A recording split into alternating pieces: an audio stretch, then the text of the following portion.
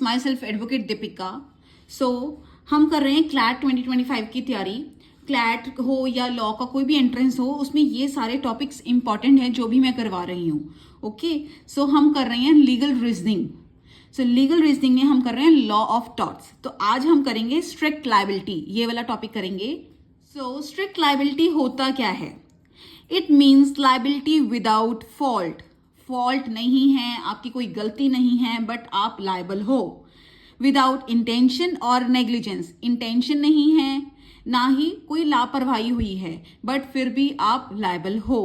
The defendant held liable without fault, कोई fault नहीं है, कोई गलती नहीं है, बट डिफेंडेंट को लायबल माना जाएगा। जो भी मैं आपको करवा रही हूँ ये सारे लॉ एंट्रेंस के लिए जरूरी है, ये सिर्फ क्लैट 2025 के लिए नहीं है, ये सबके लिए जरूरी है। ओके, बट क्लैट 2025 में ये इंपॉर्टेंट है, no doubt. It is also known as no fault liability. इसको ये भी कहते हैं, नो फॉल्ट लायबिलिटी भी कहा जाता है, क्योंकि स्ट्रिक्ट लायबिलिटी ऐसी लायबिलिटी है जो कि विदाउट फॉल्ट ही डिफेंडेंट को लायबल कर देती है। डिफेंडेंट लायबल नहीं होता, बट फिर भी वो लायबल हो जाता है। उसकी कोई फॉल्ट नहीं होती, कोई इंटेंशन नहीं होती, कोई नेग्लिजेंस नहीं होती, कोई लापरवाही नहीं होती, बट फिर भी वो लायबल माना जाएगा। ये हम रियाल वर्सेस फ्लेक्चर में देखेंगे। इस केस में ये इन्वॉल्व हुआ था no fault liability case. Liability का मतलब क्या है? जैसे कि there are situations when a person may be liable for some harm even though he is not negligent। ऐसी सिचुएशन जहां की पर्सन लायबल होगा कोई हार्म करने के लिए, कोई भी उसने हार्म किया उसके लिए लायबल है, even though he is not negligent, वो लापरवाही नहीं यूज कर रहा, वो नेग्लिजेंट नहीं है इन कॉजिंग द सेम।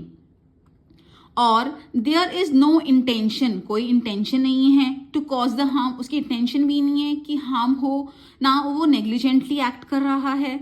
और sometimes he may even have made some positive efforts to avoid the same, उसने कुछ पॉजिटिव एफर्ट्स किया कि ये चीज ना हो, ये हार्म ना हो, फिर भी वो लायबल माना जाएगा। ओके, तो यहाँ पे क्या है कि वो जो पर्सन है जो हार्म कर रहा है, जो हार्म के लायबल है, वो ना तो नेग्लिजेंट है, ना उसकी कोई इंटेंशन है, और उसने बहुत सारे एफर्ट्स किए avoid the same. Okay, avoid the same मतलब कि उसने पॉजिटिव एफर्ट्स क्या किए कि वो हार्म ना हो पाए, इसलिए उसने कुछ प्रिकॉशंस ली। ओके, बट फिर भी हार्म हो गया, सो यहाँ पे डिफेंडेंट लायबल हो जाएगा। In this connection, the rules laid down in two cases. Firstly, in Rials versus Fletcher. Secondly, in MC Mehta versus Union of India. So, इस case के थ्रू आपको स्ट्रिक्ट लायबिलिटी अच्छे से पता चल जाएगा कि क्या होता है। ये इस केस में क्या है, रियाल वर्सेस फ्लेक्चर में, the defendant got a reservoir constructed through independent contractor. Defendant ने एक रेजर्वियर बनाया इंडिपेंडेंट कॉन्ट्रैक्टर से over his land for providing water to his mill.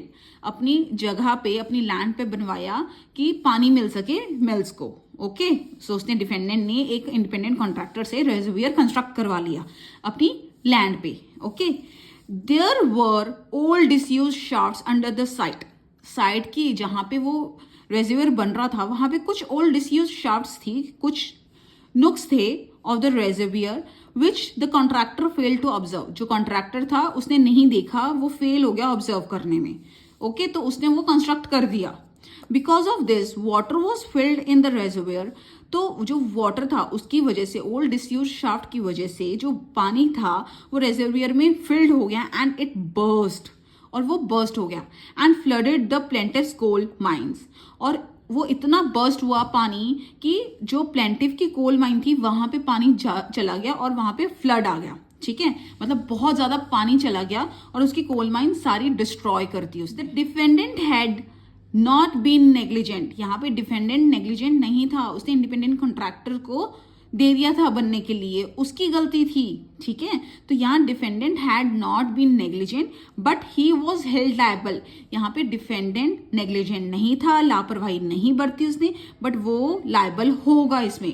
Okay, सो ये है स्ट्रिक्ट लायबिलिटी कि वो नेग्लिजेंट भी नहीं है, उसकी इंटेंशन भी नहीं है हार्म पहुंचाने की, बट फिर भी वो लायबल हो गया। आपको केस समझ आ गया होगा कि जो डिफेंडेंट है उसने रेजर्वियर बनाया इंडिपेंडेंट कॉन्ट्रैक्टर थ्रू, जो कॉन्ट्रैक्टर है वो ओल्ड डिसयूज शाफ्ट थी कुछ जगह में, वो उसने उसको नहीं देखा, ठीक है, उसने ऑब्जर्व नहीं किया, वो फेल हो गया ऑब्जर्व करने में, तो उसकी वजह से जो पानी था वो भर गया और फ्लडेड, बर्स्ट हो गया, एकदम से बर्स्ट हो गया प्लेंटिफ की कोल माइंस में।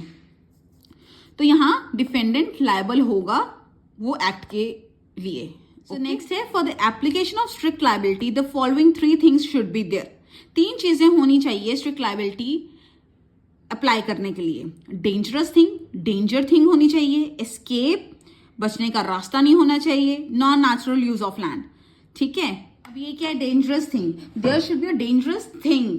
जैसे कि इन रियल वर्सेस फ्लेक्चर हमने केस में क्या किया, the thing so collected was a large body of water which is very dangerous. जो उसने रेजर्वियर इतना सारा इतना बड़ा बनाया वो डेंजर था, ओके। नेक्स्ट है escape, defendant would be liable only when there is escape of the object from the land of which he is in occupation और कंट्रोल।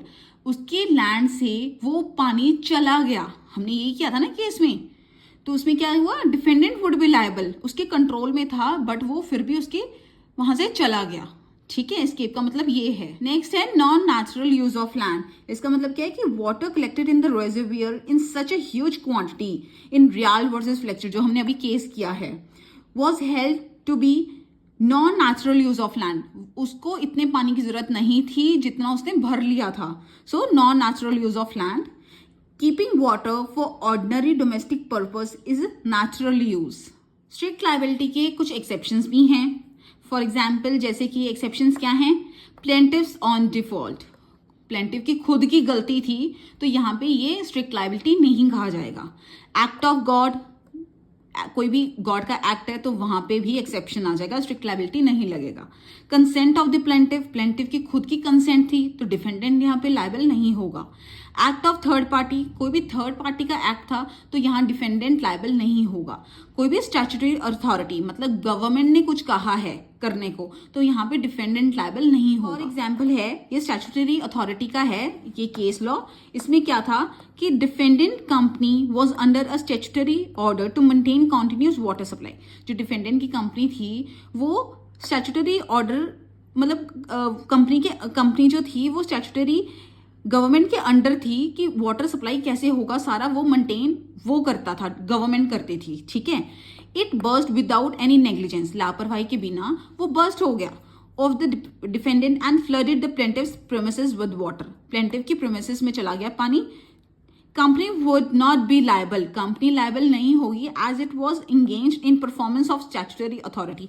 गवर्नमेंट के अंडर काम कर रही थी वो, तो डिफेंडेंट यहाँ लायबल नहीं होगा, वहां पे गवर्नमेंट आंसरेबल है, वहां पे डिफेंडेंट लायबल नहीं होगा, मतलब स्ट्रिक्ट लायबिलिटी यहाँ पे नहीं लगेगी, okay. Position in India, the rule of strict liability is applicable as much in India as in England. England से लिया गया है, इंग्लैंड में भी वैसे लगता है जैसे इंडिया में, ओके। सो आई होप आपको ये सारा समझ आ गया होगा स्ट्रिक्ट लायबिलिटी होता क्या है। स्ट्रिक्ट लायबिलिटी का मतलब सिर्फ इतना है कि डिफेंडेंट जो है वो हेल्ड लायबल होगा विदाउट एनी फॉल्ट, उसकी कोई गलती नहीं होगी, विदाउट एनी इंटेंशन, उसकी इंटेंशन नहीं होगी, कोई नेग्लिजेंट एक्ट नहीं होगा, बट फिर भी वो लायबल होगा। नेक्स्ट टॉपिक हम नेक्स्ट लेक्चर में करेंगे। आई होप आपको समझ आ गया होगा। Thank you.